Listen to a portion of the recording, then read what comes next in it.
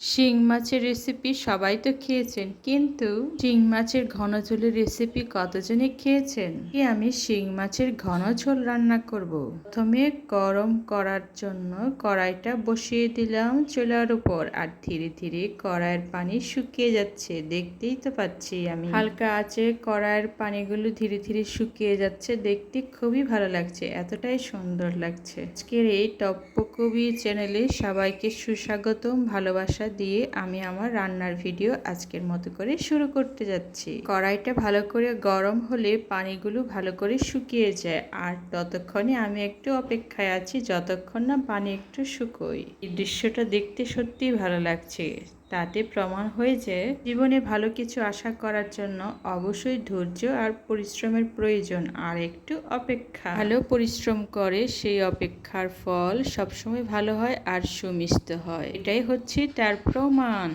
কড়াইটা আমার অনেকটাই গরম হয়ে গেছে, এখন হচ্ছে গরম কড়াই তেল ঢালার পালা। কড়াইটা গরম হলে তারপর তেল ঢেলে নিতে হয়, এটা হচ্ছে সবারই যদিও জানা কথা, কিন্তু তারপরও আমি বলে নিচ্ছি, এটা আমার ভিডিওর পরিপ্রেক্ষিতে বলে নিচ্ছি। আর এখন আমি গরম কড়াইয়ে তেলটাও ঢেলে দিয়েছি।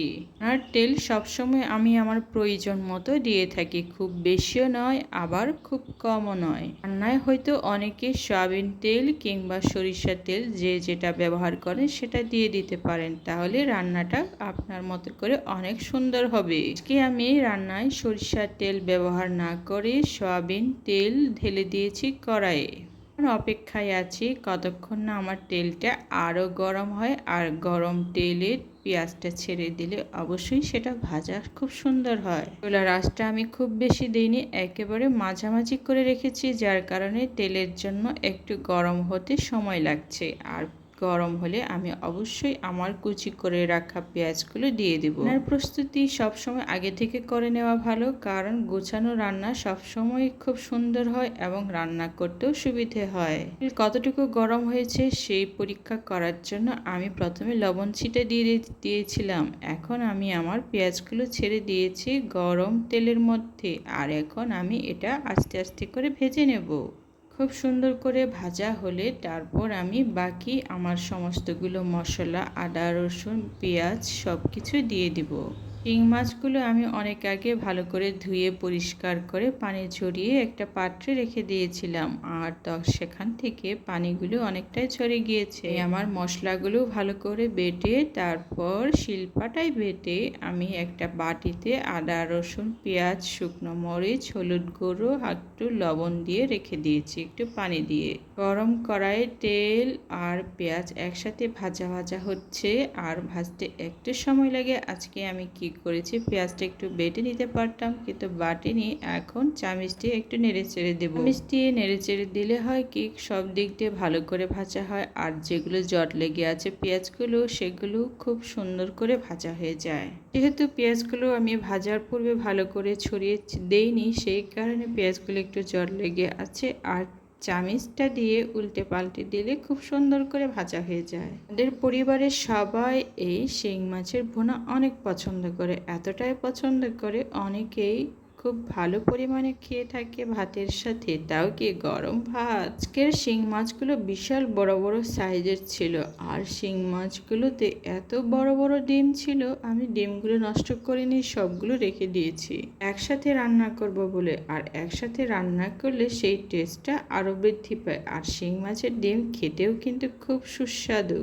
শিং মাছের ডিমগুলো সাধারণত কালারে একটু কালো হয় কিংবা অ্যাশ কালারের হয়ে থাকে, আর তাতেই মনে হয় টেস্টটা একটু বেশি পরিমাণে হয় অন্যান্য মাছের ডিমের তুলনায়। মাছগুলোতে অনেক পরিমাণের ডিম ছিল, আর সেই ডিমগুলো আমি একটাও নষ্ট করতে দেইনি, আর সেইভাবে আমি ভালো করে ধুয়ে পরিষ্কার করে নিয়েছি। অনেকেই বলে যে শিং মাছ পরিষ্কার করা কিংবা রান্না করতে একটু অসুবিধা হয়, কারণ শিং মাছের অনেক কিছু কেটে বেছে পরিষ্কার করতে হয়। পরবর্তীতে আমি কিভাবে শিং মাছ পরিষ্কার করতে হয় সেটা নিশ্চয়ই আমি আপনাদের দেখিয়ে দেব, আমি কিভাবে পরিষ্কার করে থাকি। শিং মাছ পরিষ্কার করা খুবই সহজ, আর শিং মাছের যে রগগুলো আছে দুই সাইডে সেটা রান্নার পূর্বে অবশ্যই পরিষ্কার করে নেওয়া ভালো।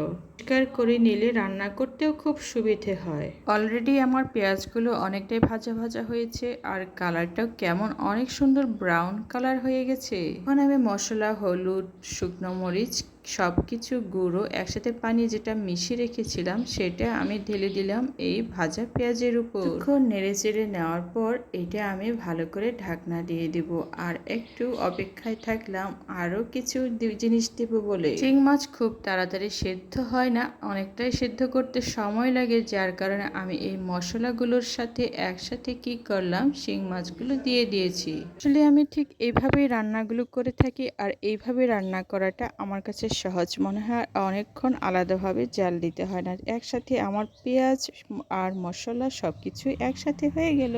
আমার রান্নার কালারটাও সেই রকম হয়েছে। আজকে আমি সবকিছু পারফেক্ট অ্যাড করেছি আর পারফেক্ট সবকিছু অ্যাড করলে রান্নার কালার আর টেস্ট খুব হয়, টেস্টটাও অনেক বেশি বেড়ে যায় আর খেতেও সুস্বাদু হয় আর পরিবারের সদস্যরা খুব মজা করে খায়। শিং মাছ খেতে যেমন সুস্বাদু তেমনি রান্না করতেও একটু সময় লাগে আর একটু কষা কষা করে রান্না করতে হলে একটু ধৈর্যের প্রয়োজন আর সেই ধৈর্যের ফলাফল হয় খুবই টেস্টি। আগুনের আঁচে ধীরে ধীরে ফুটতেই আছে আমার শিং মাছ ভুনা। পেঁয়াজ, মশলা, হলুদ, লবণ, দারচিনি, এলাচি, লং সবকিছু আমি হালকা করে দিয়েছি। আজকে রাখা জিরেটাও আমি অ্যাড করে দিলাম এই রান্নার ভেতর। তাতে হয় কি সবকিছু এখন পেঁয়াজ আর মাছ একবারে ভুনা ভুনা হয়ে যাবে। এটা দিয়ে দিলেও অনেক সুন্দর করে রান্না হবে আর দুইটা একসাথে ভালো করে ভাপে সিদ্ধ হবে। আমি আমার পরিবারের সদস্যদের রান্না করার সময় খুবই উপভোগ করি আর তাদের জন্য সুস্বাস্থ্যকর খাবার দিতে আমার খুব পছন্দ। সকালে বাচ্চাদের জিজ্ঞেস করেছিলাম যে ওরা কি খাবে, পরিবারের সদস্যরা আমাকে বলল যে আজকে শিং মাছ ভুনা খাবে আর শিং মাছের সাইজগুলো অনেকটাই বড় ছিল। ঢাকনাটা খুলে আমি আবারও একটু নেড়েচেড়ে দিলাম, না হলে নিচের অংশে একটু লেগেও যেতে পারে, যেহেতু আমি এটা ভুনা করব ঘন করে। ধরনের মাছগুলো সাধারণত ভুনা খেতেই খুব টেস্টি হয় আর অনেকগুলো পেঁয়াজ দিয়ে যদি একটু ভালো করে হালকা মশলা দিয়ে ভুনা করা হয় না, খুবই টেস্টি হয়। আর এই ধরনের গরম গরম ভুনা তরকারি গরম ভাত দিয়ে খেতে এতই টেস্টি আর এতই সুস্বাদু হয় না, খুবই মজা হয় পরিবারে একসাথে সবার সাথে বসে খেতে।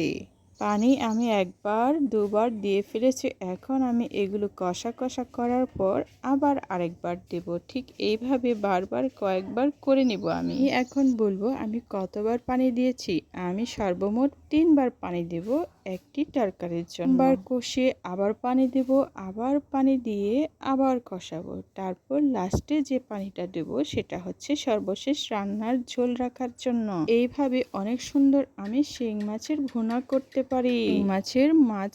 মাছের অংশগুলো খুবই নরম আর তুলতুলে হয়, বাচ্চারাও খেতে খুবই পছন্দ করে। আর এটা হচ্ছে এক ধরনের মিষ্টি মাছ। মিষ্টি মাছের টেস্টই অন্যরকম আর মিষ্টি মাছ খুব একটা ঝাল দিতে হয় না, হালকা একটু ঝাল ঝাল হলে আরো টেস্ট বেড়ে যায়। এবার আমি যে পানিটা দিয়েছি এটা হচ্ছে আমার সর্বশেষ পানি আর এটাতেই আমার রান্নাটা সম্পূর্ণ হয়ে যাবে। আমার কালারটা এত সুন্দর আসছে না, মনে হচ্ছে আমি গ্রেডিয়েন্ট কালার দিয়ে ফেলেছি আমি আমার তরকারিতে।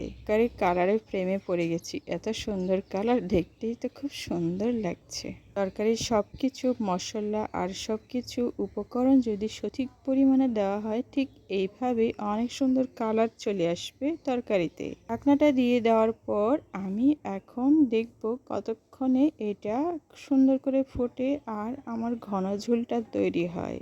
এখন বোঝা যাচ্ছে যে আমার যে রান্নার পেঁয়াজগুলো ছিল সেগুলো সম্পূর্ণ গলে গিয়েছে আর আমি এখন লবণটাও দিয়ে দিয়েছি টেস্ট করার জন্য। প্রয়োজন মতো লবণটা দিয়ে দিয়েছি আমি আমার শিং মাছের ভুনা তরকারিতে। আমি আমার তরকারিতে সবসময় 2-3 বার লবণ দিয়ে থাকি, আমি একবারই কখনোই দেই না, কারণ একবারে লবণ দিলে সেটা বেড়েও যেতে পারে আর কম হলে তো আমি আবার দিতে পারবো। বেশি হয়ে গেলে তো সবারই জানা যে গোটা তরকারি গোটা পরিশ্রমটাই আমার বিফলে চলে যাবে। কেন আমি এতটা, তো বোঝাই যাচ্ছে যে কয়েকবার পরিমাণে হালকা হালকা দিয়ে তরকারিটা সঠিক পরিমাণে আয়ত্তে নিয়ে আসা যায়। তরকারির ঢাকনা খোলার পর আমি দেখলে আমার তরকারি লাস্ট পর্যায়ে খুব সুন্দর আর একটু চেকিং করে দেখেছিলাম খুব টেস্টি হয়েছে।